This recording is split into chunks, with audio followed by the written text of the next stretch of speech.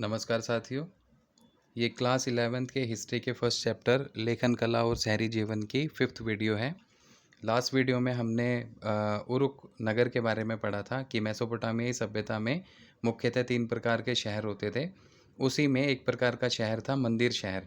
तो मंदिर शहर के उदाहरण के तौर पे हमने उरुक शहर के बारे में पढ़ा था और हमारे सामने ये महत्वपूर्ण विशेषता निकल के आई थी कि सबसे पुराने मंदिर शहरों में से एक जो शहर था वो उरुक शहर था और वहाँ से हमें बहुत सारे वीरों और युद्ध से हताहत हुए शत्रुओं के चित्र मिलते हैं। लगभग 3000 ईसा पूर्व में उरुक का जो विस्तार था वो 250 हेक्टेयर भूमि में था, लेकिन 2800 ईसा पूर्व तक आते आते 400 हेक्टेयर भूमि में इसका विस्तार फैल गया था। इस नगर की रक्षा के लिए एक सुदृढ़ दीवार बना दी गई थी और शासक आम लोगों को आदेश देता था, जिसके तहत आम लोग पत्थर खोदने का काम करते थे, धातु और खनिज लाने का काम करते थे, मिट्टी से ईंटें तैयार करने का काम करते थे, उनको मंदिरों में लगाते थे। तो इस प्रकार हमारे सामने एक बात आई थी कि लगभग 3000 ईसा पूर्व के आसपास उरुक नगर ने खूब तकनीकी प्रगति भी की थी और यहाँ पे अनेक प्रकार के शिल्पों के लिए कांसे के औजार भी बनाए जाने लगे थे। यहाँ के वास्तुविदों ने ईंटों के स्तंभों को बनाना सीख लिया था और चिकनी मिट्टी के शंकु बनाने का काम भी यहाँ किया जाता था और इन शंकुओं में रंग भर के इनको फिर मंदिरों में लगाया जाता था। तो साथियों, आज की वीडियो में हम सबसे पहले मोहर के बारे में जानने वाले हैं कि मेसोपोटामियाई सभ्यता में जो मोहर मिली थी वो किस चीज़ से बनी हुई थी, किस प्रकार की मोहर होती थी, उन मोहरों के ऊपर किस प्रकार की जानकारी हमें मिलती है, साथ साथ उन मोहरों का इस्तेमाल क्या था। तो ये जो पिक्चर है ये मोहर की है। इसमें अलग अलग प्रकार की मोहर हमें देखने को मिलती हैं। ठीक है, चौकोर हैं, बेलनाकार हैं, कई प्रकार की मोहर हैं। इन मोहरों के ऊपर हमें चित्र भी दिखाई देते हैं और इन मोहरों के ऊपर कुछ तालिकाएं बनी हुई हैं जिनमें कुछ लिखा हुआ भी है। ठीक है, तो इन्हीं मोहरों को विस्तारित रूप में अभी हम जानने वाले हैं। तो साथियों, सबसे पहली चीज़ तो ये थी कि जो उरुक नगर था, उस उरुक नगर में जो भी स्थानीय लोग थे और जो भी युद्धबंदी थे, उन्हें उनके लिए कंपलसरी था मंदिर के लिए काम करना, चाहे वो काम प्रत्यक्ष रूप से करें या फिर शासक के आदेश के तहत करें। और जिन लोगों को काम पे लगाया जाता था उन लोगों को काम के बदले अनाज दिया जाता था। और इस बात की पुष्टि उन सैकड़ों राशन की सूचियों से होती है जो मंदिरों में हमें मिलती हैं, जिनमें लिखा गया कि जो लोग काम करते थे उन लोगों को किस प्रकार की वस्तुएं दी गई, यानी उन्हें अनाज दिया गया या कपड़ा दिया गया या तेल दिया गया, तो उनकी क्वांटिटी कितनी थी, वो सारी की सारी चीज़ें लिखी जाती थी। तो साथियों, बात करते हैं मोहरों की। तो जो मेसोपोटामियाई मोहर थी वो मुख्यतः पत्थर से बनी हुई होती थी। ठीक है, मेसोपोटामियाई मोहर पत्थर से बनी हुई हुआ करती थी और ये मोहरों के अगर आकार को देखें तो बेलनाकार मोहर होती थी और इन मोहरों के बीच में आर पार एक छेद होता था। ठीक, इन मोहरों के ऊपर चित्र बने हुए होते थे और लेख लिखे हुए होते थे। तो मेसोपोटामियाई सभ्यता से जो हमें मोहर मिलती है वो पत्थर की बनी हुई मोहर मिलती है और इसका आकार, ज़्यादातर मोहरें जो है वो हमें बेलनाकार की आकृति वाली मिलती हैं। और इन बेलनाकार वाली मोहरों पर या साधारणतः जो दूसरे आकार की भी मोहरें मिलती हैं, उन मोहरों की विशेषता ये थी कि वो आर पार छिदी हुई होती थी, ताकि लकड़ी उसमें डाल के, मोहर के अंदर लकड़ी डाल के उसको आसानी से किसी दूसरी वस्तु के ऊपर घुमा के उस वस्तु या उस हिसाब किताब को प्रमाणित किया जा सके। और साथ साथ इन मोहरों के ऊपर चित्र बने हुए होते थे और लेख लिखे हुए होते थे। अब इन लेखों में क्या क्या बातें लिखी हुई होती थी उसको हम देखते हैं। तो जो मेसोपोटामियाई मोहर थी उनमें जो लेख लिखे हुए होते थे, उन लेखों में मालिक का नाम, मालिक के इष्ट देव का नाम, यानी जो भगवान थे जिनकी पूजा, जो देवी देवता थे जिनको वो अपना इष्ट मानते थे, उनका नाम, साथ साथ उस व्यक्ति की पदीय स्थिति, यानी उस व्यक्ति की स्थिति क्या थी, वो व्यापारी था, महाजन था, शिल्पकार था या कोई सरकारी अधिकारी था या राजा था या फिर मंत्री था। तो इस प्रकार उसकी पदीय स्थिति भी अंकित इन लेखों में की जाती थी और ये लेख मोहरों के ऊपर लिखे जाते थे। मिट्टी की बनी जो पट्टिकाएं होती थी, पट्टिकाओं के बारे में हमने पढ़ा था कि मेसोपोटामियाई सभ्यता में जो लेखन का काम है वो बड़े ज़ोर शोर से किया जाता था और चिकनी मिट्टी को आटे की तरह गूंथ के उसे जो है एक आकार दिया जाता था और उस आकार को जो है पट्टिका कहा गया था। उस गीली पट्टिका के ऊपर सरकंडे की तीखी नोक वाली लकड़ी से जो भी हिसाब किताब होता था उसको अंकित या उत्कीर्ण किया जाता था। तो जो मिट्टी की बनी पट्टिका होती थी उसके ऊपर, उस पट्टिका के ऊपर जो जो जानकारी लिखी गई है उसको प्रमाणित करने के लिए इन मोहरों को घुमाया जाता था या इन मोहरों की छाप लगाई जाती थी। तो ये इन मोहरों का इस्तेमाल होता था। तो जाहिर सी बात है हमारे 3-4 जो सवाल थे उनका जवाब हमें मिल गया। पहली चीज़ कि मेसोपोटामियाई मोहर किस चीज़ की बनी होती थी, तो मेसोपोटामियाई मोहर पत्थर की बनी हुई होती थी। इनके आकार की बात करें तो मुख्यतः बेलनाकार इन मोहरों का होता था। साथ साथ इनकी महत्वपूर्ण विशेषता ये थी कि ये आर पार छिदी हुई होती थी और इनके ऊपर चित्र भी बने होते थे, साथ साथ लेख भी लिखे होते थे। लेखों से हमें क्या जानकारी मिलती है, तो लेखों में मालिक का नाम लिखा हुआ होता था, उसके इष्ट देव का नाम लिखा हुआ होता था, उस मालिक की पदीय स्थिति क्या है उसके बारे में वर्णन मिलता था। साथ साथ मिट्टी की पट्टिकाओं पे जो हिसाब किताब लिखा जाता था, उन पट्टिकाओं को प्रमाणित करने के लिए इन मोहरों की छाप उस पट्टिका पर लगाई जाती थी। तो ये मेसोपोटामियाई मोहरों की उपयोगिता हमारे सामने स्पष्ट हो जाती है। अब साथियों हम लोग बात करने वाले हैं मेसोपोटामियाई शहरी जीवन के बारे में। ठीक है, कि मेसोपोटामिया में जो नगर थे या शहर थे वहाँ के लोगों का जीवन किस प्रकार का था। तो इस चीज़ को अगर हम देखें तो सबसे पहली चीज़ ये है कि नगरों की सामाजिक व्यवस्था में एक उच्च या संभ्रांत वर्ग का प्रादुर्भाव हो चुका था। यानी जो नगर थे उस नगर में उच्च वर्ग के लोगों का उदय या उद्भव हो चुका था। ठीक है, धन दौलत का ज़्यादातर हिस्सा समाज के एक छोटे से वर्ग में केंद्रित था। यानी सारे के सारे समाज के लोगों के पास में बड़ी मात्रा में धन ना होके समाज के कुछ ही लोगों के हाथ में ज़्यादातर धन का हिस्सा केंद्रित था। यानी कुछ ही लोगों के पास बहुत ज़्यादा पूंजी हुआ करती थी। तो मेसोपोटामियाई समाज का एक हिस्सा वो था जो शक्तिशाली था, संपन्न था और उसके पास अपार धन दौलत हुआ करती थी।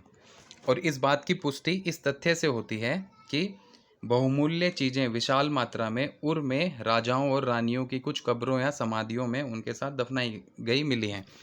तो इस बात की पुष्टि कैसे होती है कि बहुत छोटे से हिस्से के पास बड़े पैमाने पे धन दौलत थी, तो ये पुष्टि होती है उन कब्रों के विश्लेषण से। ठीक है, जो कब्र उर नगर के अंदर हमें मिलती हैं। उर के अंदर जो कब्र हैं उसमें राजा रानियों की जो कब्र थी, उन कब्रों में राजा रानियों के शवों के साथ में बहुमूल्य वस्तुओं को भी दफनाया गया था, जो कहीं ना कहीं हमें ये बताता है कि समाज में एक छोटा सा हिस्सा ऐसा था जिसके पास शक्ति थी, जो संपन्न था आर्थिक तौर पे भी और बड़े पैमाने पे जिसके पास धन दौलत भी हुआ करती थी। मेसोपोटामियाई समाज में एकल परिवार संयुक्त परिवार के स्थान पे एकल परिवार को महत्व दिया जाता था। ठीक है, एकल परिवार को ही आदर्श माना जाता था।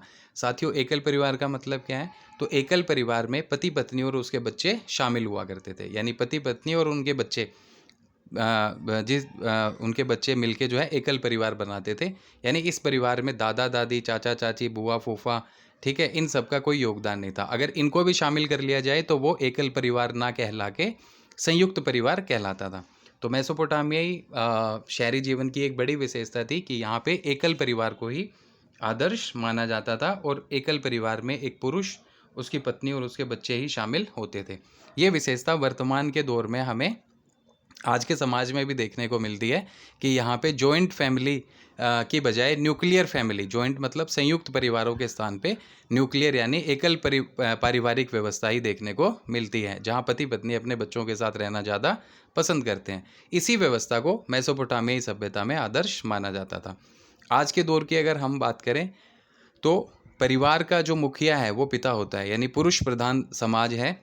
उसी तरीके का समाज मेसोपोटामियाई सभ्यता में हमें देखने को मिलता है कि परिवार का जो मुखिया होता था वो पिता होता था, पिता परिवार का मुखिया होता था। यानी इससे ये चीज़ स्पष्ट हो जाती है कि कहीं ना कहीं मेसोपोटामियाई शहरी जीवन पितृसत्तात्मक व्यवस्था की ओर संकेत करता है। ठीक है, यानी पुरुष प्रधान समाज की ओर संकेत करता है। अब विवाह के बारे में कुछ बातें बताई गई हैं कि मेसोपोटामियाई सभ्यता में विवाह किस तरीके से किया जाता था। तो विवाह करने के लिए सबसे पहले घोषणा की जाती थी, विवाह करने की इच्छा के बारे में घोषणा की जाती थी। उसके बाद में क्या होता था, वधू के यानी दुल्हन के माता पिता उसके विवाह के लिए अपनी सहमति दे देते थे। ठीक है, विवाह के बारे में घोषणा की गई, उसके बाद में वधू के माता पिता अपनी बेटी के विवाह के लिए सहमति देते थे। सहमति देने के बाद में क्या होता था, वर और वधू दोनों पक्षों के लोग यानी वर पक्ष के जो लोग हैं वो वधू को उपहार देते थे। और जब विवाह की सारी रस्में पूरी हो जाती थी तो दोनों पक्षों की ओर से उपहारों का आदान प्रदान किया जाता था। यानी जब सारी की सारी वैवाहिक रस्में पूरी हो जाती थी तो वर पक्ष के लोग वधू पक्ष को उपहार देते थे और वधू पक्ष के लोग वर पक्ष को उपहार दिया करते थे। ये कार्यक्रम होने के बाद में सारे के सारे यानी दोनों पक्षों के लोग एक साथ बैठकर सामूहिक भोजन किया करते थे। ठीक है, ये भोजन कंप्लीट करने के बाद में ये सारे के सारे लोग मंदिर में जाते थे और मंदिर में भेंट या उपहार चढ़ाते थे। तो फिर मंदिर में भेंट चढ़ाते थे। अब बात क्या थी कि विवाह के बाद में नववधू को जब उसकी सांस लेने के लिए आती थी, ठीक है, तो पिता क्या करता था, वधू का जो पिता होता था वो क्या करता था, अपनी बेटी को उसके दाय का यानी दहेज का हिस्सा दे दिया करता था। तो वर्तमान वैवाहिक व्यवस्था के साथ अगर हम तुलना करें तो यही होता है। वर और वधू पक्ष दोनों के बीच में आम सहमति से एक रिश्ता तय होता है। उसके बाद वैवाहिक रस्मों को निभाया जाता है, उपहारों का आदान प्रदान भी होता है दोनों तरफ से, और साथ साथ जब वैवाहिक रस्में सारी की सारी पूरी हो जाती हैं तो खान पान भी होता है, सामूहिक भोज भी होता है। और उसके बाद में जब वधू अपने ससुराल चली जाती है तो वर पक्ष की तरफ से जो भी अनुष्ठानिक रस्में होती हैं उन रस्मों को निभाया जाता है। तो कुल मिला के अगर हम ये देखें तो मेसोपोटामियाई समाज में जो वैवाहिक व्यवस्था थी उसकी कुछ व्यवस्थाएं वर्तमान दौर के वैवाहिक व्यवस्था से भी मिलती हैं।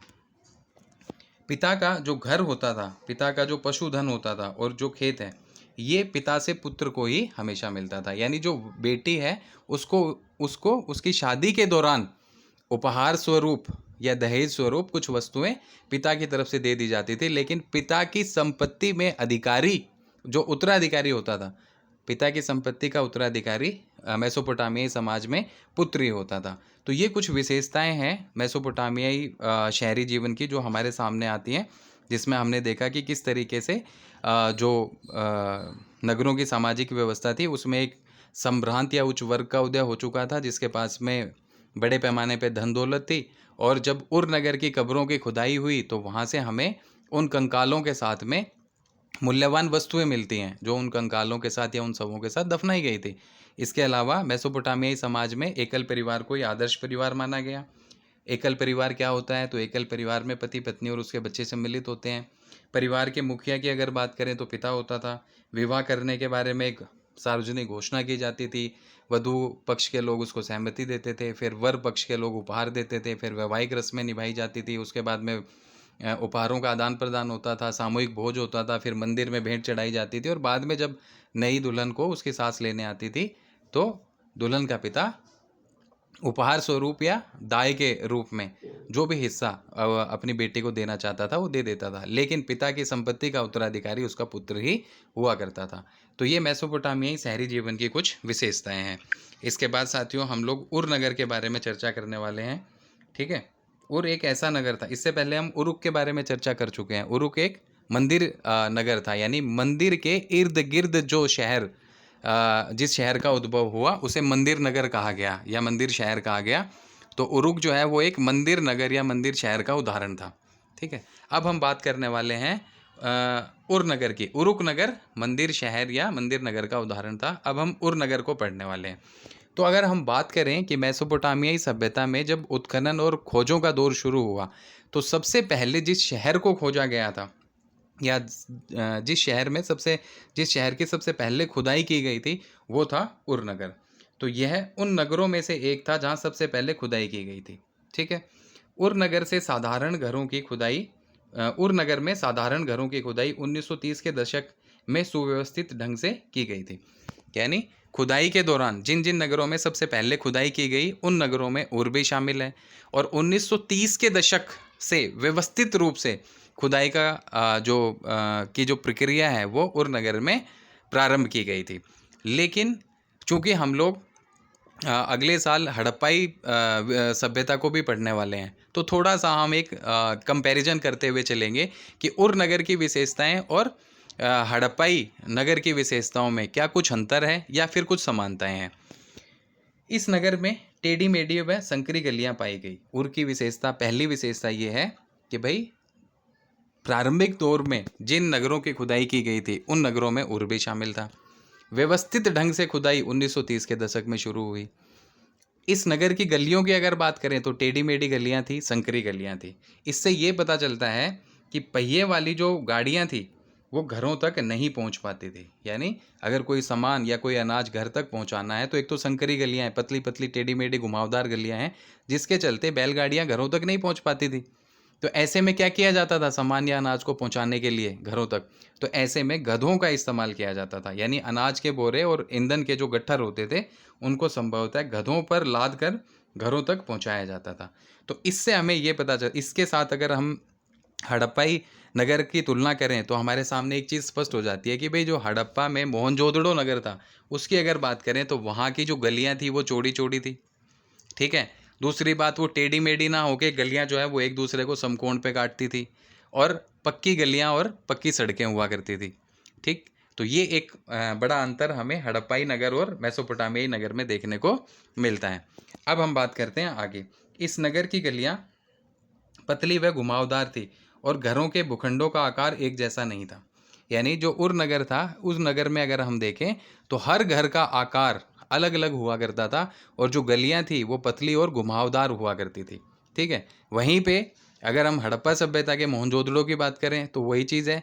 जो सड़कें थी वो एक दूसरे को 90 डिग्री समकोण के ऊपर काटती थी, जिसके चलते ग्रिड पद्धति का जो एक स्वरूप है वो हमें वहाँ देखने को मिलता है।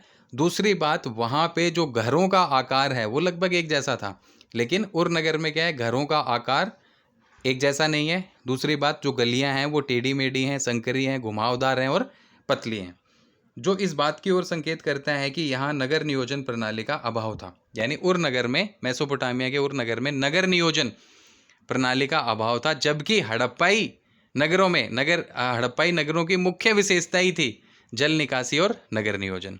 तो ये फिर से एक बड़ा अंतर हमारे सामने स्पष्ट हो जाता है। गलियों के किनारे जल निकासी के लिए उस तरह की नालियां नहीं थी जैसी उसके समकालीन मोहनजोदड़ो में पाई गई थी। मोहनजोदड़ो हड़प्पा सभ्यता का एक प्रमुख नगर था, और यहाँ की प्रमुख विशेषता क्या थी कि घर का दूषित जल नालियों के माध्यम से मेन होल में जाता था, और हर घर के बाहर जो है वो नालियाँ होती थी। ठीक है।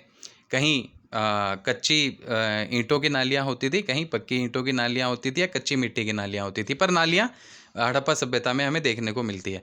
लेकिन मेसोपोटामियाई सभ्यता के उर नगर की एक बात करें तो यहाँ पे नालियों का अभाव हुआ करता था, जो इस बात की ओर संकेत करता है कि यहाँ पे कहीं ना कहीं नगर नियोजन प्रणाली का भी अभाव था। तो ये 3-4 विशेषताएं हमारे सामने आ जाती हैं। पहली, सबसे पहले खुदाई की गई जिन नगरों की उसमें उर शामिल था। दूसरा, इस नगर में टेढ़ी मेढ़ी और संकरी गलियां थी, जिससे ये पता चलता है कि भाई जो पहिए वाली गाड़ियां हैं वो घर तक नहीं पहुंचती थी, इसलिए अनाज के बोरे और ईंधन के गट्ठर गधों पे लाद के घर तक पहुंचाए जाते थे। तीसरी चीज़ ये है कि घरों का जो आकार था वो एक समान नहीं था, और गलियां जो थी वो पतली और घुमावदार थी। जल निकासी प्रणाली का अभाव था, नगर नियोजन प्रणाली का अभाव था। ठीक है। अब हम बात करते हैं, जो नालियाँ हुआ करती थी, नालियाँ और मिट्टी की जो नलिकाएं थी वो घर के भीतर पाई गई। मेसोपोटामियाई सभ्यता में नालियाँ और मिट्टी की नलिकाएं घरों के भीतर जो आंगन होता था उसमें पाई गई थी, और इसी आंगन में एक होज, भीतरी आंगन में होज बने हुए होते थे। तो घर की जो छतें होती थी उनका ढलान आंगन की तरफ होता था, और छतों का पानी जो है वो सीधा आंगन में गिरता था। ठीक है। और फिर जो निकास नालियाँ हैं उसके माध्यम से घर के आंगन में जो होज बना हुआ होता था उसमें उस पानी को ले जाया जाता था। ठीक है। जबकि मैं हड़प्पाई सभ्यता में क्या था, घरों का पानी घर के अंदर जो नालियाँ हैं उनमें गया, वहाँ से जो मेन सड़क की नाली है उसमें चला जाता था, और उसके बाद मेन होल में चला जाता था। पर यहाँ पे एक बड़ा अंतर हमें देखने को मिलता है कि बाहर नालियाँ नहीं हैं, बाहर मिट्टी की नलिकाएं नहीं है। जब ये कहाँ है, ये घर के अंदर आंगन में पाई गई, और आंगन में ही एक होज बनाया गया था। तो घर की छतों का ढलान आंगन की तरफ ही होता था, तो छत का पानी आंगन में गिरा, आंगन से नालियों में गया, नालियों से जो होज बना हुआ होता था घर के अंदर उसमें चला जाता था। तो ये 4-5 विशेषताएं हैं उर नगर की। ठीक है, जो हमारे सामने स्पष्ट है।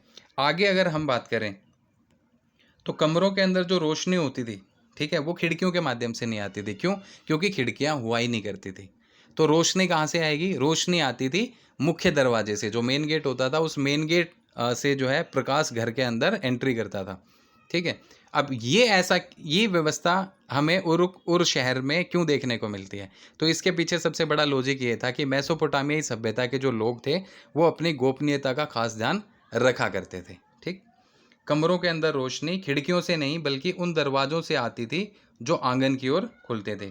यह इस बात की पुष्टि करता है कि मेसोपोटामिया के लोग अपनी गोपनीयता का खास ध्यान रखते थे। ठीक, ये एक अलग विशेषता होगी। इसके अलावा एक अन्य विशेषता यह है कि उर नगर से सैकड़ों की संख्या में मिट्टी की पट्टिकाएं मिलती हैं और उन पट्टिकाओं के ऊपर शकुन और अपशकुन से संबंधित बातें लिखी हुई मिलती हैं। इससे क्या पता चलता है कि मेसोपोटामियाई सभ्यता के लोग शकुन और अपशकुन में भी विश्वास रखते थे। जैसे कुछ पट्टिकाओं के ऊपर कुछ बातें लिखी हुई मिलती हैं जिनको अभी हम देखने वाले हैं।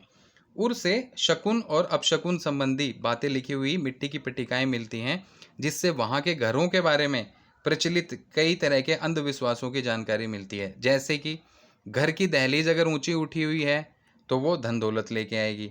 सामने का दरवाज़ा अगर किसी दूसरे के घर की ओर नहीं खुलता है तो वह सौभाग्य प्रदान करता है।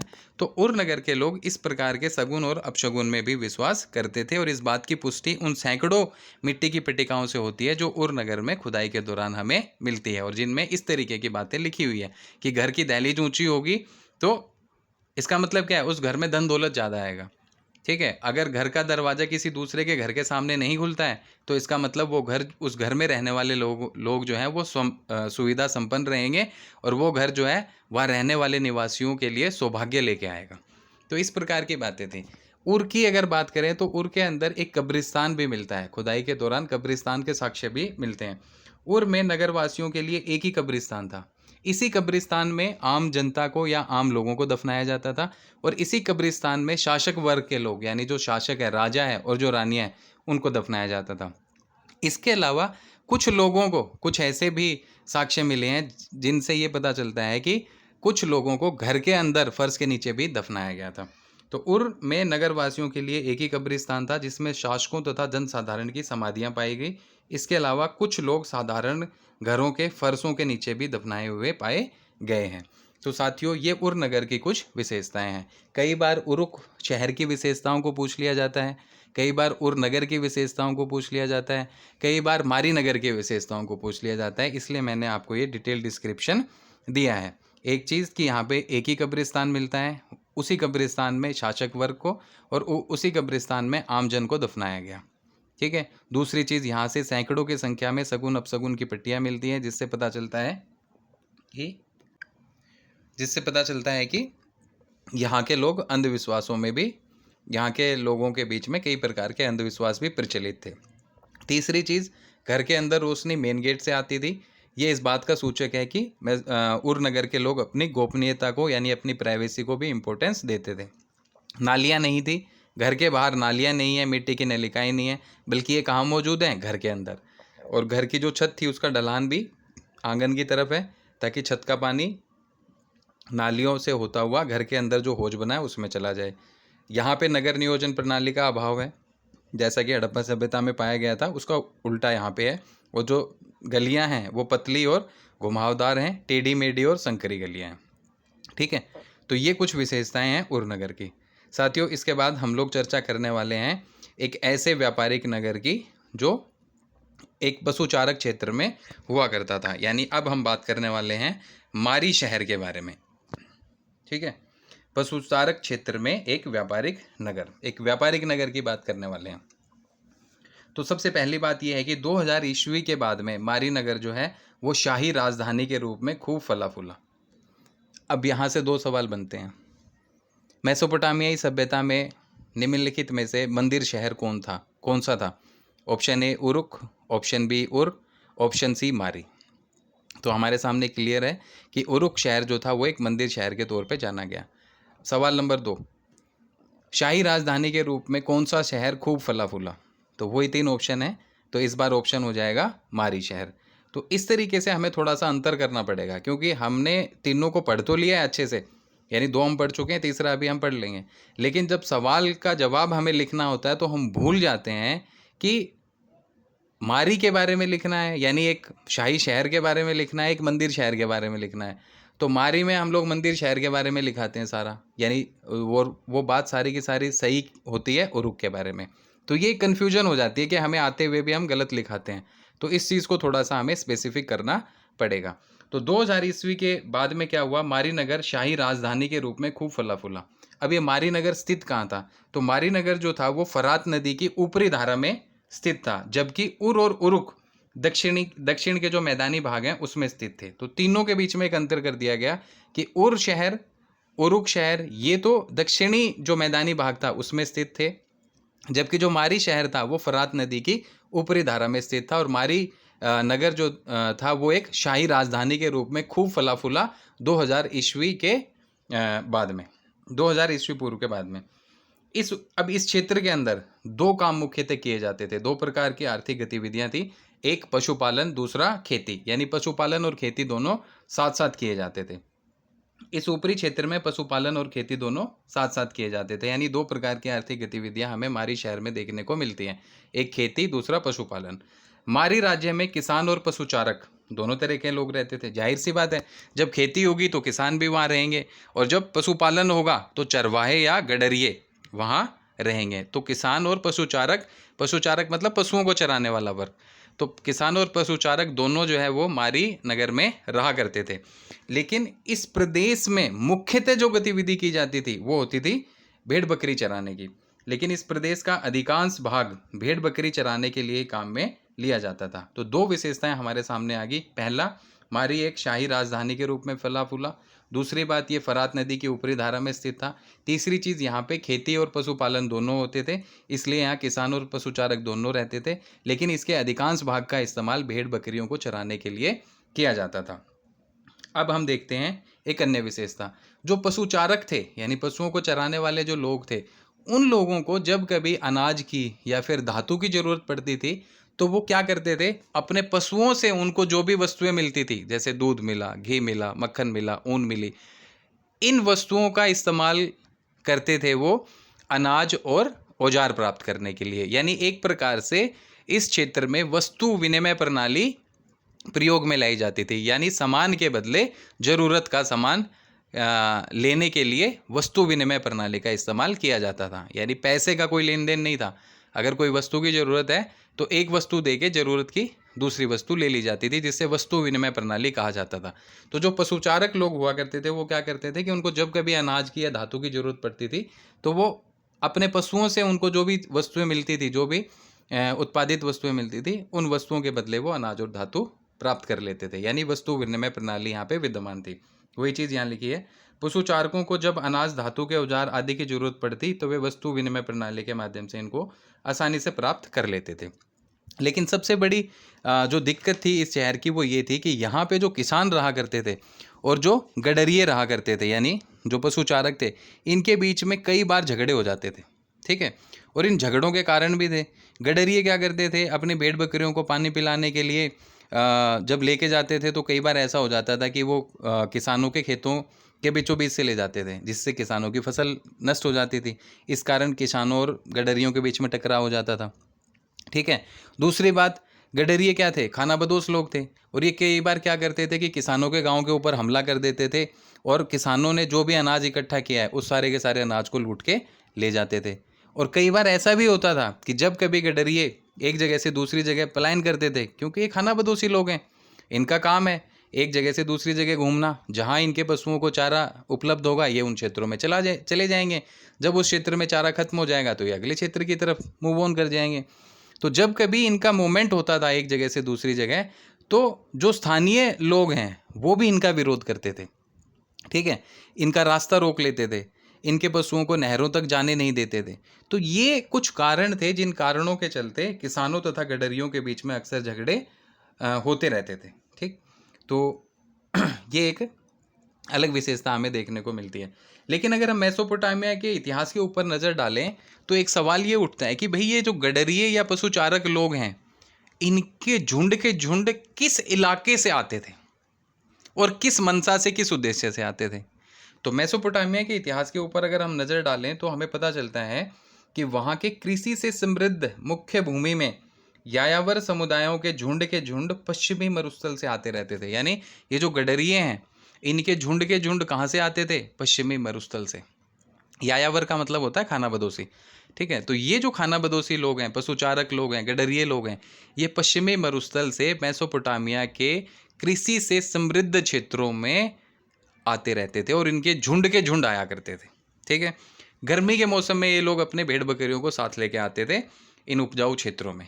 ठीक, ये गडरिये गर्मियों में अपने साथ इस प्रदेश के उपजाऊ क्षेत्र में बोए हुए खेतों में भेड़ बकरियां लेके आते थे।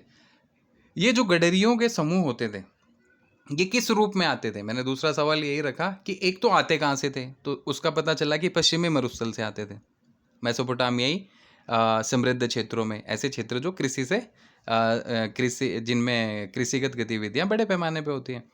दूसरी बात यह कि किस उद्देश्य से आते थे, तो कई बार ये फसल काटने वाले मजदूरों के रूप में आते थे और कई बार ये भाड़े के सैनिकों के रूप में आते थे। ठीक है, पर साथ में अपने भेड़ बकरी अपने जानवरों को लेके आते थे। तो ये समूह गडरिये फसल काटने वाले मजदूरों के रूप में या फिर भाड़े के सैनिकों के रूप में आते थे और मेसोपोटामियाई क्षेत्रों में रह के इनमें से कुछ तो इतने समृद्ध हो गए थे कि वो यहीं बस गए और उन्होंने अपना खुद का शासन स्थापित करने की शक्ति भी प्राप्त कर ली थी। तो ये एक उल्लेखनीय विशेषता है कि बाहर से आए हुए खाना बदोशी या यायावर लोग भाड़े के मजदूर के रूप में, जिसका काम फसल को काटना है, या फिर भाड़े के सैनिक के तौर पे ये आए, यहीं पैसा इकट्ठा किया, यहीं बस गए, समृद्ध हो गए और एक सामाजिक हैसियत हासिल कर ली कि ये अपना शासन भी स्थापित कर सकते हैं। तो ये एक अलग विशेषता है। ठीक, इसको पढ़ लेते हैं एक बार। ये समूह गडरिये फसल काटने वाले मजदूरों अथवा भाड़े के सैनिकों के रूप में आते थे तथा समृद्ध होकर यहीं बस जाते थे। उनमें से कुछ ने तो अपना खुद का शासन स्थापित करने की शक्ति तक प्राप्त कर ली थी। ठीक है, शक्ति की जगह शक्ति करना पड़ेगा साथियों, ये जो शक्ति लिखा है इसकी जगह शक्ति, पावर करना पड़ेगा। अब सवाल ये उठता है कि ये जो खाना बदोशी या यायावर लोग हैं ये कौन सी जातियों के हुआ करते थे? ठीक है, तो ये यायावर लोग जो पश्चिमी मरुस्थल से मेसोपोटामिया के कृषि से समृद्ध क्षेत्रों में आते थे फसल काटने वाले मजदूरों के रूप में या फिर भाड़े के सैनिकों के रूप में, ये किस जाति के लोग थे? तो मुख्यतः ये खाना बदोशी लोग अकदी, एमोराइट, असीरियाई तथा आर्मेनियन जाति के थे। यानी अगर खाना बदोशी या यायावर लोगों की जातियों के बारे में पूछा जाए तो मुख्यतः ये 4 जातियों से संबंधित थे। एक अकदी, दूसरा एमोराइट, तीसरा असीरियाई, चौथा आर्मेनियन। इन 4 जातियों के से जुड़े हुए खाना बदोशी या यायावर या फिर गडरिये हुआ करते थे। अब मारी शहर के राजाओं की बात करें, क्योंकि हमने अभी पढ़ा कि लगभग मारी शहर जो था वो एक शाही राजधानी के तौर पे फला फूला था। तो शाही राजधानी है, इसका मतलब यहाँ का कोई ना कोई शासक होगा। ठीक है, शासन व्यवस्था होगी। तो मारी नगर में जो शासक हुआ करते थे वो एमोराइट समुदाय से थे। ठीक है, मारी के राजा एमोराइट समुदाय के थे। ये देखो, ये एमोराइट लिखा है। तो खाना बदोशी लोग 4 जातियों से जुड़े हुए थे। एक हो गया अकदी, एक एमोराइट, एक हो गया असीरियाई और एक हो गया आर्मेनियन। इन चारों में से एमोराइट जाति के लोग मारी नगर में शासक के तौर पे मारी नगर में जो शासन व्यवस्था थी उसको संभालते थे। क्योंकि अभी हमने ये बात पढ़ी कि कुछ गडरिये, कुछ खाना बदोशी लोग इतने समृद्ध हो गए थे कि यहीं बस गए और इन्होंने शक्ति प्राप्त कर ली अपनी शासन व्यवस्था स्थापित करने की। तो हो सकता है वो एमोराइट जाति के ही लोग हों जो समृद्ध हुए, जिन्होंने शक्ति प्राप्त कर ली हो। तो मारी नगर में जो शासक वर्ग था वो एमोराइट जाति से बिलोंग करता था।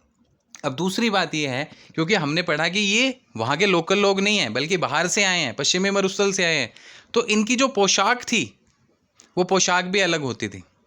मेसोपोटामियाई सभ्यता के निवासियों से अलग पोशाक का ये लोग इस्तेमाल करते थे और इन लोगों ने मेसोपोटामियाई सभ्यता के लोगों के देवी देवताओं का कभी आदर किया ही नहीं। यानी ये पूजा अपने देवी देवताओं की किया करते थे जो स्टेपी क्षेत्र के देवता होते थे, और स्टेपी क्षेत्र के जो देवता थे वो थे डैगन। तो डैगन का इन्होंने मारी शहर के अंदर एक मंदिर भी बनवाया था। इस चीज़ को देख लेते हैं। मारी के राजा एमोराइट समुदाय के थे। उनकी पोशाक वहाँ के मूल निवासियों से भिन्न थी।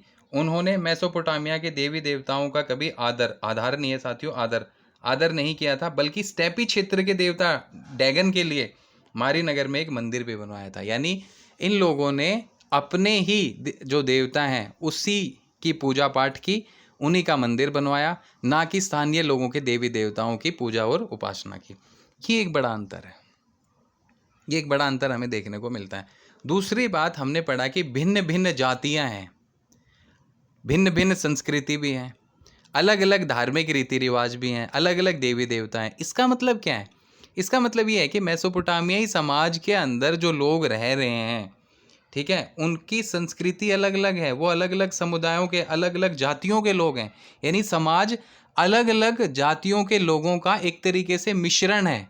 इससे ये पता चलता है कि मेसोपोटामियाई समाज जो है वो भिन्न भिन्न जातियों के लोगों, भिन्न भिन्न संस्कृतियों के लोगों के लिए हमेशा खुला था। तो एक तरीके का मिश्रण देखने को मिलता है मेसोपोटामियाई समाज में। हमें इस चीज़ को देखते हैं। इस प्रकार मेसोपोटामिया का समाज और वहाँ की संस्कृति भिन्न भिन्न समुदायों के लोगों और संस्कृतियों के लिए खुली थी। यानी इस समाज में अलग अलग संस्कृतियों, अलग अलग जातियों, अलग अलग धार्मिक मान्यताओं को मानने वाले लोग रहा करते थे। कौन से समाज में? मेसोपोटामियाई समाज में। और संभवतः विभिन्न जातियों तथा समुदायों के लोगों के परस्पर मिश्रण से ही वहाँ की सभ्यता में जीवन शक्ति उत्पन्न हो गई हो। यानी ये जो अलग अलग जातियों के, अलग अलग समुदायों के, अलग अलग धर्मों के जो लोग थे, इन लोगों से मेसोपोटामियाई समाज बना। और यही कारण था कि इन लोगों के परस्पर मेलजोल या मिश्रण से ही मेसोपोटामियाई समाज को एक नया आदर्श मिला, एक नया जीवन मिला, एक नई ऊर्जा और शक्ति का संचार हुआ। अब चलते हैं मारी। अब मारी के जो राजा थे उनके लिए सबसे बड़ी टेंशन ये थी कि उनको हमेशा एक्टिव रहना पड़ता था, सतर्क रहना पड़ता था। अब उसके पीछे कारण क्या है? कारण ये है कि मारी नगर के अंदर हर प्रकार के गडरियों और पशुचारक लोगों को आने जाने की आज़ादी थी। क्यों? क्योंकि जो शासक हैं वो भी इन्हीं जातियों से बिलोंग करते हैं। तो इन्होंने अपने लोगों को पूरे राज्य के अंदर किसी भी समय, किसी भी जगह घूमने फिरने की आज़ादी दे रखी थी। पर एक चीज़ बड़ी समस्या थी। एक चीज़ बड़ी समस्या क्या थी? क्योंकि हमने पढ़ा कि गडरिये खाना बदोशी लोग हैं, और कई बार ये क्या करते थे, किसानों के घरों पे, खेतों में हमला करके वहाँ से अनाज लूट लेते थे या ज़रूरत की वस्तुओं को लूट लेते थे, तो लूटपाट करते थे। तो इनके इस वजह से मारे के शासक को हमेशा सतर्क रहना पड़ता था, और उसने अधिकारी और गुप्तचर छोड़ रखे थे। अधिकारी और जो गुप्तचर थे वो इन गडरियों के ऊपर पैनी नज़र रखा करते थे, और पल पल की खबर पत्रों के माध्यम से अपने शासक को दिया करते थे। ठीक है, तो मारी के राजा को सदा सतर्क रहना पड़ता था, क्योंकि विभिन्न जनजातियों के चरवाहों को राज्य में चलने फिरने की इजाज़त थी। इस कारण उन पर कड़ी नज़र भी रखी जाती थी, क्योंकि इनकी आदत के बारे में शासक परिचित था, क्योंकि वो खुद भी उसी जाति से बिलोंग करता है। मारी नगर एक अत्यंत महत्वपूर्ण व्यापारिक स्थल पर स्थित था। ये एक अहम विशेषता है कि मारी नगर की आमदनी का स्रोत क्या था। तो मारी नगर जो था वो एक महत्वपूर्ण व्यापारिक नगर पे स्थित था, महत्वपूर्ण व्यापारिक मार्ग पर स्थित था। क्या, कैसे? क्योंकि मारी नगर जिस मार्ग पे स्थित था, इस मार्ग से बड़े पैमाने पे जलपोत एक जगह से दूसरी जगह जाते थे, और इन जलपोतों में लकड़ी, तांबा, रांगा, तेल, मदिरा जैसे कई किस्म के माल ढोए जाते थे एक जगह से दूसरी जगह। यानी बड़ी बड़ी भारी भरकम नावें होती थी, उन नावों के ऊपर ये सामान रखा जाता था, और ये नावें जब एक जगह से चलती थी तो ये मारी नगर से होते हुए गुजरती थी, तो मारी के तट पे रुका करती थी। तो इससे ये पता चलता है कि कहीं ना कहीं मारी नगर की जो आमदनी है वो इन नावों से होगी, और वो कैसे होगी? ड्यूटीज़ के माध्यम से, टैक्सेस के माध्यम से। उस चीज़ को देख लेते हैं। मारी नगर एक अत्यंत महत्वपूर्ण व्यापारिक स्थल पर स्थित था, जहां से होकर लकड़ी, तांबा, रांगा, तेल, मदिरा और अन्य कई किस्म का माल नावों के जरिए फरात नदी के रास्ते दक्षिण तुर्की, सीरिया और लेबनान के ऊंचे इलाकों के बीच में ले जाया जाता था। यानी जो जलपोत, जो नावें लकड़ी, तांबा, रांगा, तेल, मदिरा जैसी ज़रूरत की वस्तुएं लेके चलती थी, वो दक्षिण को जाती थी, साथ साथ वो सामान तुर्की, सीरिया और लेबनान को जाता था। तो ऐसे में इन जलपोतों को मारी नगर में रुकना पड़ता था। अब मारी नगर में रुकना पड़ रहा है तो कहीं ना कहीं मारी नगर की यहाँ से आमदनी होगी। अब आमदनी कैसे होगी उस चीज़ को देख लेते हैं। तो इस आधार पे एक चीज़ तो ये स्पष्ट होगी कि मारी नगर की जो तरक्की या प्रगति हुई वो हुई व्यापार के बल पे, व्यापार से होने वाले व्यापारी गतिविधियों के दौरान इकट्ठे किए जाने वाले टैक्सेस के माध्यम से। मारी नगर व्यापार के बल पर समृद्ध हुए शहरी केंद्रों का एक अच्छा उदाहरण है। ठीक है, तो व्यापारिक नगर भी इसको कहा जा सकता है। अब देखते हैं कि कैसे आमदनी होती है, कैसे टैक्स का कलेक्शन होता है, और उस टैक्स कलेक्शन की रेट क्या है, दर कितनी है। तो दक्षिण नगर को जाने वाले जलपोत मारी नगर में रुका करते थे। अभी हमने पढ़ा कि दक्षिण को जाते थे, सीरिया जाते थे, लेबनान जाते थे और तुर्की जाते थे। ठीक है, तो दक्षिण की तरफ जाने वाले जलपोत ये महत्वपूर्ण चीज़ें लकड़ी, तांबा, रांगा, तेल, मदिरा ये लोड करके मारी नगर में रुकते और उसके बाद आगे की तरफ बढ़ जाते थे। तो मारी के जो अधिकारी हैं वो क्या करते थे, मारी के अधिकारी उस नाव के अंदर कितनी कीमत का सामान लोड किया गया है उसका पता लगाते थे, और जो कुल कीमत होती थी उसका 10% टैक्स के तौर पे वसूलते थे। तो ये आमदनी का सबसे बड़ा स्रोत मारी नगर के लिए हुआ करता था। तो इस आधार पे हम कह सकते हैं कि व्यापारिक गतिविधियों ने कहीं ना कहीं मारी शहर को एक समृद्ध शहरी केंद्र के रूप में स्थापित किया, और इसी के चलते बाद में मारी नगर जो है वो एक शाही राजधानी के तौर पे भी स्थापित हुआ। तो दक्षिणी नगरों को जाने वाले जलपोत मारी नगर में रुका करते थे। इन जलपोतों से मारी के अधिकारी उनमें लदे माल की कीमत का लगभग 10% प्रभार या शुल्क वसूल करते थे। ठीक है, तो ये हो गया सोर्स ऑफ इनकम। इसके अलावा यहाँ से एक विशेष किस्म की जो भी एक जगह से दूसरी जगह लाई जाती थी, जिनके लिए विशेष नावें या नौकाएं हुआ करती थी, ये हो गया। कुछ पट्टिकाएं मिलती हैं, मारी नगर से कुछ पट्टिकाएं मिलती हैं, और उन पट्टिकाओं में एक द्वीप की चर्चा की गई है। उस द्वीप का नाम है अलाशिया। ठीक है, ये द्वीप साइप्रस का है। तो मारी शहर की जब खुदाई हुई तो वहाँ से मिट्टी की कुछ पट्टिकाएं मिली, और उस पट्टिकाओं के ऊपर जो लेख लिखे गए उन लेख में साइप्रस के द्वीप, उस द्वीप का नाम है अलाशिया, उसकी चर्चा, उसका जिक्र किया गया था। क्यों किया गया था, इसके पीछे बड़ा महत्वपूर्ण कारण है। वो कारण क्या है कि उन पट्टिकाओं में लिखा गया कि अलाशिया से, साइप्रस के द्वीप अलाशिया से तांबा आता है मारी शहर को। ठीक है, क्यों? क्योंकि अलाशिया उस समय तांबे और टीन के व्यापार के लिए प्रसिद्ध था। इसके अलावा तांबे और टीन के अलावा रांगे का व्यापार भी बड़े पैमाने पर अलाशिया में किया जाता था। तो इन तीन चीज़ों के व्यापार के लिए मशहूर या प्रसिद्ध अलाशिया द्वीप था, जिसको साइप्रस का द्वीप भी कहते हैं। और इस साइप्रस के द्वीप के बारे में जानकारी हमें मारी नगर में जो पट्टिकाएं मिलती हैं उन पट्टिकाओं पर लिखे लेखों से मिलती है। तो ये एक अहम बात है कि कुछ पट्टिकाओं पर साइप्रस के द्वीप अलाशिया से आने वाले तांबे का उल्लेख मिलता है। अब एक सवाल बनता है कि भाई मारी शहर में तांबा कहाँ से आता था? तो मारी शहर में तांबा साइप्रस के द्वीप अलाशिया से आता था। दूसरा सवाल बनता है, मारी शहर में तांबा साइप्रस के द्वीप अलाशिया से आता था, इस बात की पुष्टि किससे होती है? तो भाई इस बात की पुष्टि होती है उन सैकड़ों पट्टिकाओं से जिनके ऊपर ये जानकारी लिखी गई है। तीसरी चीज़ बनती है यहाँ पे कि साइप्रस का द्वीप अलाशिया किस चीज़ के व्यापार के लिए प्रसिद्ध था? तो साइप्रस का द्वीप अलाशिया तांबे के व्यापार के लिए प्रसिद्ध था, टीन के व्यापार के लिए प्रसिद्ध था, और रांगे के व्यापार के लिए प्रसिद्ध था।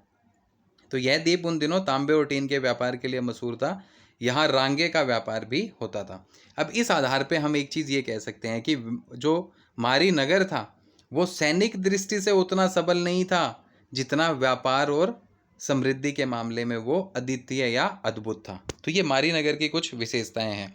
सबसे पहली चीज़ व्यापारिक नगर, दूसरी चीज़ शाही नगर, तीसरी चीज़ खेती भी होती है, पशुचारण भी होता है, पर अधिकांशतः भूमि का इस्तेमाल किया जाता है जानवरों को चराने के लिए। किसान भी रहते हैं, पशुचारक भी रहते हैं। गडरिये पश्चिमी मरुस्थल से आते हैं, और ये गडरिये भाड़े के सैनिक के तौर पे या फिर फसल काटने वाले मजदूर के रूप में आते हैं। गर्मियों के मौसम में आते हैं अपने जानवरों को लेके, और कुछ समृद्ध होकर यहीं बस गए जिन्होंने अपना शासन स्थापित करने की शक्ति प्राप्त कर ली।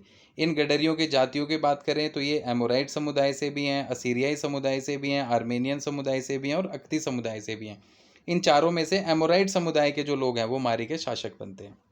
ठीक है, मारी शहर में चरवाहों को, पशुचारकों को खुली छूट थी, वो किसी भी समय कहीं भी आ जा सकते हैं। इसी वजह के चलते राजा को हमेशा सतर्क रहना पड़ता था। लेकिन सबसे बड़ी बात यह है कि मारी उस व्यापारिक मार्ग पर स्थित था जिस व्यापारिक मार्ग से तांबे, लकड़ी, टीन, तेल, मदिरा का एक जगह से दूसरी जगह आवागमन सुलभ था, और जो भी व्यापारिक जहाज यहाँ के रुकते थे उन जहाज़ों से 10% माल की कुल कीमत का 10% टैक्स के तौर पे लिया जाता था।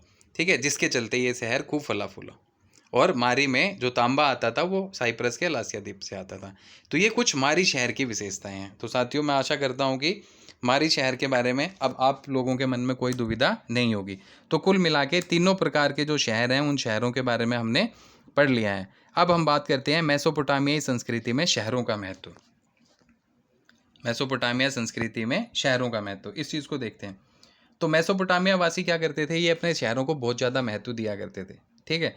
और एक चीज़ हमने अभी देखी थी कि मेसोपोटामियाई समाज जो नगरीय समाज है वो कई प्रकार की जातियों का मिश्रण है, कई प्रकार के धार्मिक मान्यताओं को मानने वाले लोगों का मिश्रण है, अलग अलग संस्कृतियों को मानने वाले लोगों का मिश्रण है। तो मेसोपोटामिया वासी अपने शहरों को बहुत महत्व देते थे। यहाँ अनेक समुदायों और संस्कृतियों के लोग साथ साथ रहा करते थे और यही शायद इस समाज में ऊर्जा का स्रोत थी। युद्ध में जो शहर नष्ट हो जाते थे, मेसोपोटामियाई शहरों की महत्वता को इस आधार पर जाना जा सकता है कि जो शहर युद्ध में नष्ट हो जाते थे उन शहरों को बाद में, उन शहरों के बारे में बाद में काव्य लिखे जाते थे और उन काव्यों के जरिए मेसोपोटामिया वासी अपने उन शहरों को याद करते थे। तो युद्ध में शहरों के नष्ट हो जाने के बाद वहाँ के लोग अपने काव्यों के जरिए अपने शहरों या नगरों को याद किया करते थे। और इसका एक छोटा सा उदाहरण है कि मेसोपोटामिया वासी अपने शहरों पे गर्व किया करते थे और इस गर्व के बारे में उल्लेख किया गया है एक महाकाव्य में। उस महाकाव्य का नाम था गिलगेमिस महाकाव्य, जो कि 12 पट्टिकाओं पर लिखा गया था। तो देख लेते हैं। मेसोपोटामिया के लोगों को अपने शहरों पर गर्व था। इसका वर्णन गिलगेमिस महाकाव्य के अंत में किया गया मिलता है। यह काव्य 12 पट्टिकाओं पर लिखा गया था। ठीक है। अभी गिलगेमिस क्या है, तो ये कहा जाता है कि गिलगेमिस ने एनमरकर शासक का नाम है, उस शासक के कुछ समय बाद उरुक नगर पर शासन किया था। और होता क्या है कि ये एक महान योद्धा था और इसने दूर दराज के प्रदेशों को अपने अधीन कर लिया था। तो गिलगेमिस जो है वो क्या है, वो एक शासक था। कौन से नगर का शासक था? उरुक नगर का शासक था। गिलगेमिस किसके बाद शासक बना? तो एनमरकर के बाद शासक बना। एनमरकर कौन था? तो एनमरकर जो है उरुक नगर का शासक हुआ करता था। अब ये एक महान योद्धा था और इसने दूर दराज के प्रदेशों को जीत के अपने अधीन कर लिया था। लेकिन एक बार इसको एक बहुत बड़ा गहरा आघात लगता है, एक झटका लगता है, और वो लगता है अपने दोस्त की मृत्यु के बाद। तब इसको ये लगता है कि भाई इस जीवन में कुछ भी नहीं है, प्यारा दोस्त होगा शायद। तो इसके चलते इसने राजपाट छोड़ दिया और ये निकल पड़ा अमरत्व की खोज में कि भाई मुझे शांत होना चाहिए और जो मुझे यहाँ नहीं मिल सकती उसके लिए मैं कहीं दूर निकल जाऊँ, एकांत में निकल जाऊँ। तो कहते हैं कि बहुत दिनों की लंबी यात्रा ये करता है, एक जगह से दूसरी जगह, दूसरी से तीसरी जगह, नदियों पहाड़ों को पार करता हुआ ये घूम फिर के आखिरी में थक जाता है, पर इसको कहीं भी शांति नहीं मिलती है। घूम फिर के लास्ट में ये अपने शहर वापस आ जाता है। जब ये अपने शहर वापस आता है तो अपने शहर की चार दीवारी को देखता है, उसके ऊपर एक महाकाव्य लिखा होता है, उसको पढ़ता है, तब जाके इसको सांत्वना मिलती है। ठीक है। क्यों सांत्वना मिलती है? तो इसके पीछे कारण ये था कि इसके मन में यह एहसास हो जाता है कि इस शहर को उसकी प्यारी प्रजा ने बसाया है। तो इस महाकाव्य की इन पंक्तियों से, इन बातों से स्पष्ट हो जाता है कि ना केवल आम जनता बल्कि शासक भी अपने अपने शहरों के ऊपर गर्व करते थे, अपने नगरों के ऊपर गर्व करते थे। और इस आधार पे हम कह सकते हैं कि मेसोपोटामियाई संस्कृति में शहरों का बहुत महत्व था। ये एक हिस्सा है, इससे पहले हम पढ़ चुके हैं शहरीकरण, लेखन कला, व्यापारिक गतिविधियाँ, बहुत सारी चीज़ें, उसी में ये एक हिस्सा जुड़ जाता है। तो साथियों इस चीज़ को और देख लेते हैं। ऐसा कहा जाता है कि गिलगेमिस ने एनमरकर के कुछ समय बाद उरुक नगर पर शासन किया था। वह एक महान योद्धा था जिसने दूर दराज के प्रदेशों को अपने अधीन कर लिया। एक गहरे झटके के कारण वह उरुक को छोड़कर अमरत्व की खोज में निकल पड़ा, परंतु उसको सफलता नहीं मिली। हार कर वह उरुक शहर वापस लौट आया। यहीं उसको सांत्वना मिली क्योंकि इस नगर को उसकी प्यारी प्रजा ने बनाया था या बसाया था। तो साथियों ये है मेसोपोटामियाई संस्कृति में शहरों का महत्व। इसके बाद हम आखिरी अहम पड़ाव को देखने वाले हैं जो इस अध्याय का अंतिम प्रकरण है, जिसका नाम है लेखन कला की देन, यानी मेसोपोटामिया सभ्यता की पूरे विश्व को देन क्या है। तो मेसोपोटामिया की दुनिया को सबसे बड़ी देन है उसकी काल गणना और गणित की विद्वतापूर्ण परंपरा। ये याद रखना पड़ेगा हमें, काल गणना और गणित की विद्वतापूर्ण परंपरा मेसोपोटामियाई सभ्यता से ही दुनिया को मिली है। ठीक है। इसके अलावा अब हम देखते हैं कौन कौन सी चीज़ें हैं। 1800 ईस्वी पूर्व की कुछ पट्टिकाएं मिलती हैं मेसोपोटामियाई सभ्यता से। और उन पट्टिकाओं के ऊपर गुणा और भाग की तालिकाएं यानी मल्टीप्लिकेशन और डिवीजन की टेबल्स उन पट्टिकाओं के ऊपर लिखी गई हैं। इसके अलावा वर्गमूल स्क्वायर रूट और चक्रवृद्धि ब्याज यानी कंपाउंड इंटरेस्ट से संबंधित सारणियाँ भी उन पट्टिकाओं के ऊपर अंकित की गई हैं।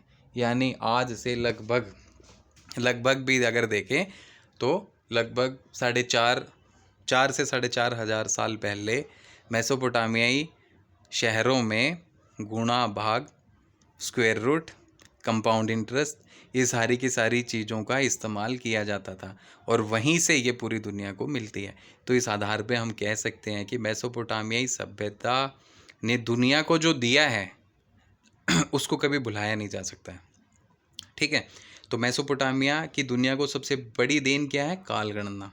दूसरी चीज़ गणित की बहुत सारी अहम परंपराएं जिनका आज भी हम इस्तेमाल करते हैं, क्योंकि 1800 ईसा पूर्व के आसपास की कुछ पट्टिकाएं मिली हैं। उन पट्टिकाओं के ऊपर गुणा और भाग की सारणियाँ हैं, साथ साथ कंपाउंड इंटरेस्ट की सारणियाँ हैं, इसके अलावा वर्गमूल की सारणियाँ हैं। ठीक है, तो इन सारी चीज़ों का हम आज रोज़मर्रा के जीवन में इस्तेमाल करते हैं। तीसरी चीज़ देखते हैं, हम एक चीज़ जानते हैं कि पृथ्वी के चारों ओर चंद्रमा की परिक्रमा। ठीक है, तो पृथ्वी के चारों ओर चंद्रमा की परिक्रमा के अनुसार मेसोपोटामिया के लोगों ने एक वर्ष का विभाजन 12 महीनों में किया, एक महीने का विभाजन 4 हफ्तों में किया, एक दिन का विभाजन 24 घंटों में किया, एक घंटे का विभाजन 60 मिनट में किया। ठीक है, अब आज भी ये चीज़ें हैं, आज भी हमें पता है कि एक मिनट में 60 सेकंड होती हैं, आज भी हमें मालूम है एक दिन में 24 घंटे होते हैं, आज भी हम जानते हैं कि एक महीने में लगभग 4 हफ्ते ही होते हैं, आज भी हम जानते हैं कि एक पूरे वर्ष में 12 महीने होते हैं। तो ये चीज़ें हम कैसे जान रहे हैं? ये सारी की सारी चीज़ें हमें मेसोपोटामियाई सभ्यता से मिली है, क्योंकि वो लोग आज से कई हजार वर्ष पहले इन सारी चीज़ों का अपने दैनिक जीवन में, रोज़मर्रा के जीवन में इस्तेमाल करते थे। तो कहीं ना कहीं इस विभाजन के लिए, इस जानकारी के लिए हम लोग मेसोपोटामियाई सभ्यता के लोगों के ऋणी हैं। यह सब आज हमारी रोज़मर्रा की ज़िंदगी का अचेतन हिस्सा है। मेसोपोटामिया वासियों से ही हमको ये सारी चीज़ें मिली है। ठीक है, अब मेसोपोटामिया के लोगों की एक अन्य विशेषता थी कि वहाँ जब कभी सूर्य ग्रहण होता था या जब कभी चंद्र ग्रहण होता था, तो वो लोग क्या करते थे? सूर्य ग्रहण और चंद्र ग्रहण जिस वर्ष होता था उस वर्ष को नोट करते थे, उसको लिखा जाता था। किस महीने में हुआ उस मास को, उस महीने का हिसाब किताब रखा जाता था। किस दिन हुआ, यानी इन दोनों ग्रहणों के घटित होने के दिन को, महीने को और वर्ष को वो व्यवस्थित रूप में लिखते थे, उसका भी हिसाब किताब ये लोग रखते थे। ठीक है, काल गणना का एग्जाम्पल है ये। जब कभी सूर्य और चंद्र ग्रहण होते थे तो वर्ष, मास और दिन के अनुसार उनके घटित होने का हिसाब भी ये लोग रखते थे। इसके अलावा रात के समय क्या करते थे? तारों की स्थिति पर बराबर नज़र रखते थे, तारामंडल की स्थिति के ऊपर ये लोग बराबर नज़र रखते थे। यही है, हमने सुना था कि जब घड़ी नहीं होती थी तो लोग रात में तारों की स्थिति देख के समय का अंदाज़ा लगाते थे। सही बात है। तो ये सारी की सारी चीज़ें मेसोपोटामिया से ही हमें मिली हैं। तो इस आधार पे हम कह सकते हैं कि पूरे विश्व को मेसोपोटामिया सभ्यता ने बहुत कुछ दिया है, जिसे कभी भुलाया नहीं जा सकता है। इसी प्रकार रात में तारों और तारामंडल की स्थिति पर बराबर नज़र रखते थे और उसका हिसाब किताब भी ये लोग रखते थे। अब ये सारी चीज़ें पॉसिबल कैसे हुई?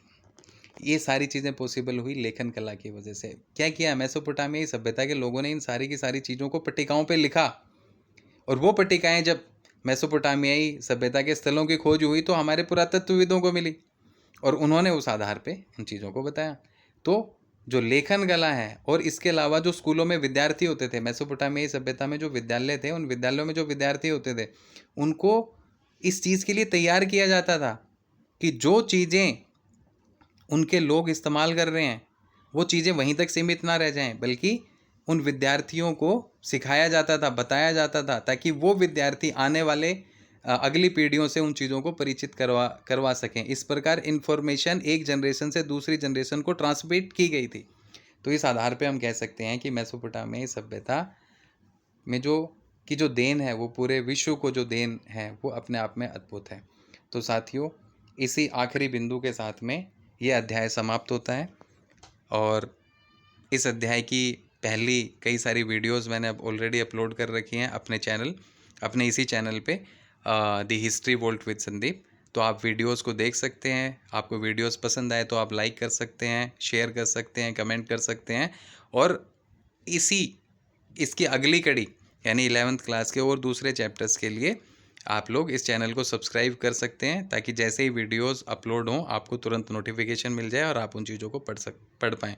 मैंने अपनी तरफ से पूरी कोशिश की है इन जटिल से जटिल बिंदुओं को सरल करने की। फिर भी आप लोगों की तरफ से कोई सुझाव हो तो प्लीज़ मोस्ट वेलकम, आप अपना सुझाव दे सकते हैं। आज के लिए इतना ही, जल्द ही नेक्स्ट वीडियो में मिलते हैं। Thank you.